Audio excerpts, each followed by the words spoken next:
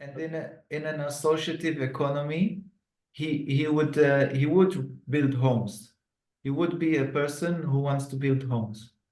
In the sense that people would buy a house in order to have a home. Yes. You see what I mean?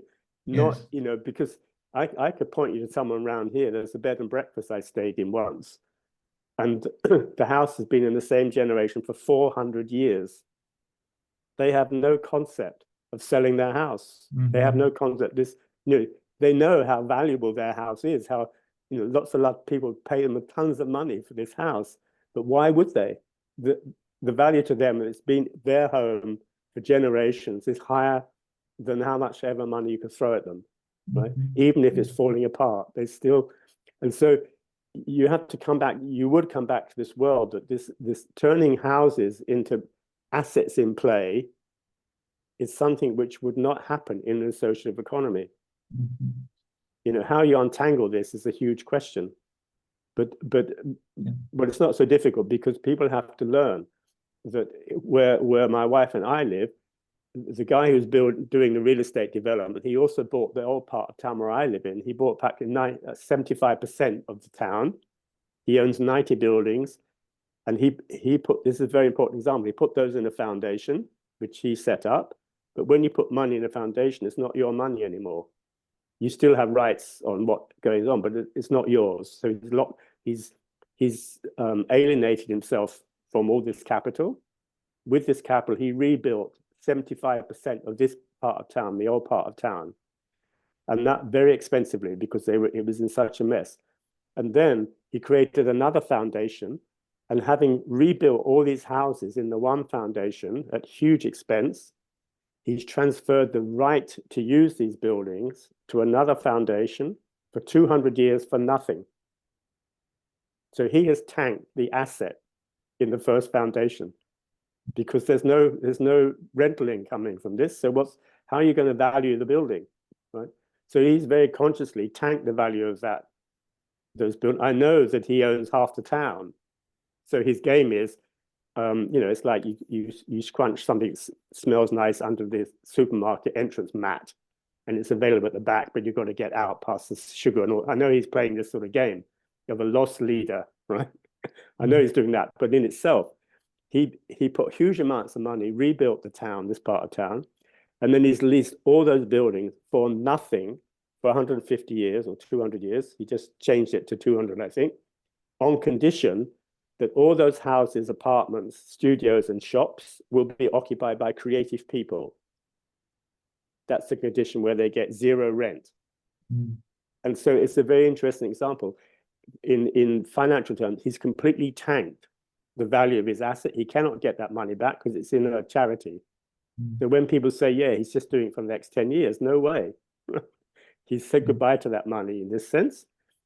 By filling it up with people who pay nothing, it has no rental value in the market. Yeah. He's done that. He's encumbered his asset down to zero. He didn't need to do that. He chose to do that.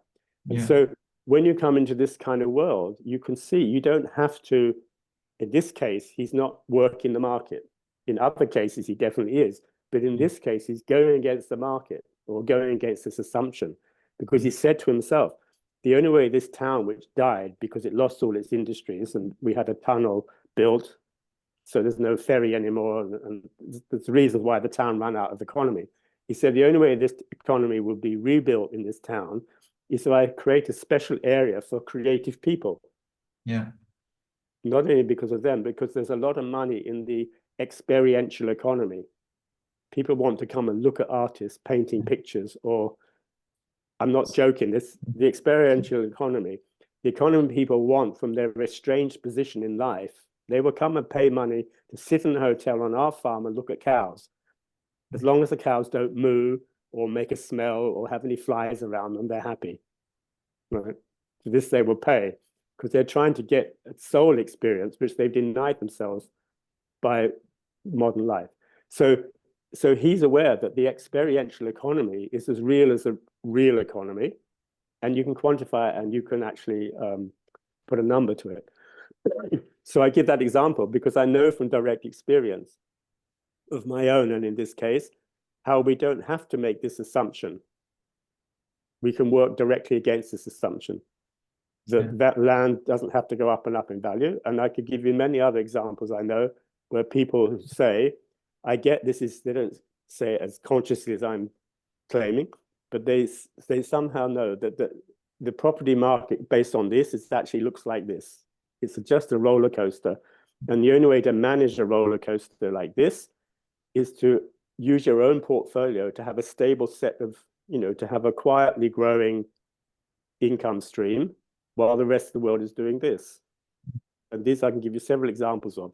So people know this in the world of finance, but they just don't want to let go of the gambling thing that you can make money for nothing as long as we all think it's going up in price.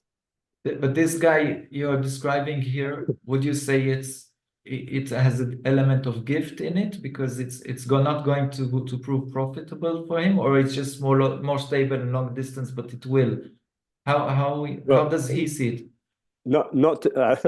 He will not speak to me when he sees me across the street because he's very nervous about me. But he's received papers from me. He knows what I think because I often write about him and about I've even done an exhibition in this town about his work. And so I've spent 10 years now doing quite a lot of exhibitions saying how I would rebuild the economy of this town differently to the way this one guy is doing it. So he knows me pretty well, and I know his economics pretty well. And without advancing to the notion of gift money, what I think he's doing, he's saying, he's not saying it because he's very conventional in his understanding of capital and real estate and how he makes money. That's how he's made money. He shuts down on all the, the kind of complicated bits. But I think he's clear enough that if he was to make a strategy out of his behavior or a policy recommendation, it would be, if on the one side of your economy, you have huge amounts of value being created out of nothing, namely land value, on the other side, that's going to take away all disposable income in due course. So on the other side of your economy, I call this a land and capital exchange. You have to create something in your portfolio, which is, because that's what it does, where there's no rent. So when artists or my wife with a shop or me with our apartment and so on, when we come in, we know our rents have no finance in them, meaning ceteris paribus, if you can, this is how it works. If a rent for the apartment I'm in would be, let's say, 1,000, right? Because I'm creative and I live in his rental apartment, I get it for, say, 700. So I have a direct discount against the market as long as I'm creative. And if I was conscious, not many of my neighbors think like this. They say, oh, that's nice and cheap, and they get used to it. And I say, no. What that's done is taken out the finances in your rent. So you keep your rent in your mind. You must think you're paying this level. You don't go down here because he's just giving you huge cash flow. He's just giving you against the market. He's just giving you 300, whatever they are. Yeah. And I say that is the amount of turn that into capital.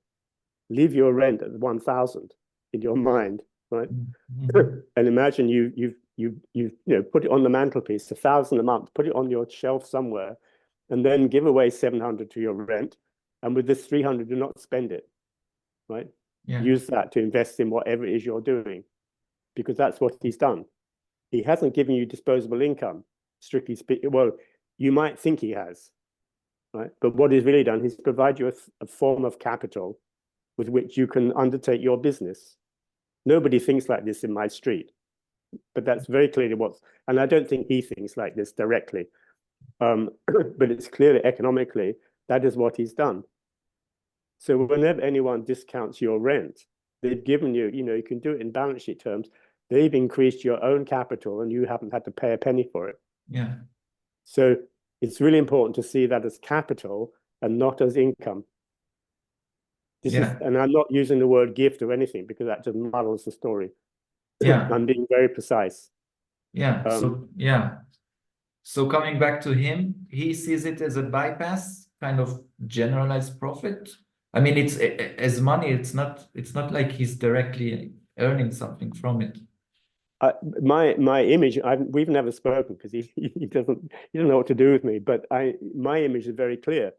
If I look at his entire portfolio in this town, which is quite extensive, then the 75 buildings, in fact, it's 75, the 90 buildings he owns in this old part of town are part of a very wide portfolio. And that portfolio overall was going down when the town center crashed because it had there's no business here. People don't come to shop, they don't come to visit. So all the earning of the town was gone, right? Yeah. So all his rentals, all the value of his property goes down with it.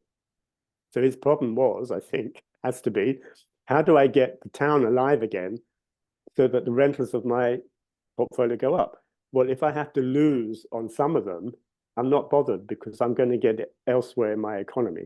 Yeah. I don't have any doubt that's what he's doing. He may not be so crude as I'm putting it, but I always say to people, don't criticize him, because if you owned a whole bunch of houses in this town, you would be doing the same thing. Once the life goes out of a town, right, down go the rents, down go the property rates, down goes everything, right? So don't then we don't have enough money to collect the garbage because we don't have the revenue from everything goes down. And so his point was, given that we don't have a ferry any longer, which brought people to the town, they spent money in hotels, given we don't have any mines nearby that people can go down and dig up coal, what will bring up this town again? He said, creative people, making a market for those who want to spend money on looking at artists. That's all they do when they I live on this very narrow street. It's not even, it's some places it's not more than 2 meters, 2.5 meters wide, this little street I live on. And it's like an ant run at the weekends. People just going up and down. And 10 years ago, it was desolate. All the buildings are closed up, right? And now people they just look and say, wonderful. And then they buy coffee or they have lunch. And that's all they're doing. It's just experiential. They don't necessarily even buy anything, right? Except food. So you can ask all the retailers here. It's not so easy to sell stuff because it's on a hill. So the first rule of retailers never have a shop on a hill. So they've all got a fundamental problem. And it's on the way to the beach and back. And so most people are busy negotiating going down and negotiating coming up when they haven't got time to look in windows because it's also very narrow. So to make a living out of your business here, if it's not a cafe, is not easy. I'm involved in this, as you can tell, I'm involved in the street quite big time. And so I can see that as an economist. But from his point of view, it's brought up the value of not only his portfolio, but everybody else who's got real estate in Folkestone. So even when locals say, it's terrible what he's done, he's pricing young people out, then I say, okay, in your house, push the value down. Invite some young people to live with you, encumber your asset. Let's see if you want to do it. Forget about the scale. Just be a case of what you have in mind or what you're critiquing. And not many people say, okay, I'll take in this case, a refugee into my house, because that's going to tank the value of their house, apart from any other consideration they might make. Immigration here is a big deal because we get boatloads by the day on the beach. So it's very real. And I say, don't critique this guy unless you can show me in your own portfolio you've encumbered it so that the value of land is being pushed down to zero. Then you can speak. Until then, you're just playing the same game as him, and you're just complaining because you don't have his millions. That's basically all you're doing. Plus, he didn't have to rebuild. There's a whole harbor here. He didn't have to rebuild this town. Let's see if you have any spare cash, whether you will go and rebuild a town rather than your own property. So it's a complex world. But if you come into this realm of real estate, it's very easy to take the value of land out by encumbering it with people who you give a free rent to someone, you just remove the land value from your house primarily. You're never going to sell it. And so that's all he's done. And he said, okay, let's make sure these people are doing something economically valuable for our time, like painting a picture and people can watch them. It's more sophisticated than that, I know. But because then people will come in to look at them, or they'll come in to go to the arts center, which wasn't there before. To do what? Experiential economy. And suddenly people have got loads of cash. In fact, even though they say it's an inflationary time, people have got money to go to theaters and come to restaurants. Because the reality is we live in an experiential world. We don't live in a world of material values. That's just the kind of illusion we have. So all my examples will come from there. And I will always stay there, at least in the Western world. I will stay there because there's nobody in the Western world who doesn't buy into everything I'm describing. It's just a matter of scale. Even the Steiner world is very heavy in criticizing speculation until we examine its own balance sheet, right? Until people are only too happy if someone would die without heirs, because then the house they paid nothing for is now worth 3 billion, and they can give that to me, and that wipes out my debt in my institution. So even in that world where if they really read their Steiner 101, they would be actively trying to do what this guy is doing. They would actively try and encumber their assets so the value of land was reduced to zero, where they could do something about it. You know, because it's very important to know you can tank your value to nothing if you want to. There's no law saying you cannot do this. You know, every lawyer, every solicitor, every accountant, everybody would say you're crazy, but they can't say it's illegal. The only people who can say you cannot do that at the limit would be if you have a fiduciary agent, or if you've put your affairs with a professional and you become compos non mentis. And then the professional say, well, my client is not able to make proper judgments. I make them on her behalf, but in that case, I have to follow the market. My client can just ignore the market. But when I act in my client's behalf, I cannot do that by law. I have to go with the trope, right? So there are cases where you can override, but a private individual is not bound by this. It's a conscious choice they make to work this system, or to step to one side, or better still, do what I call exchange land for capital and consciously overcome this problem.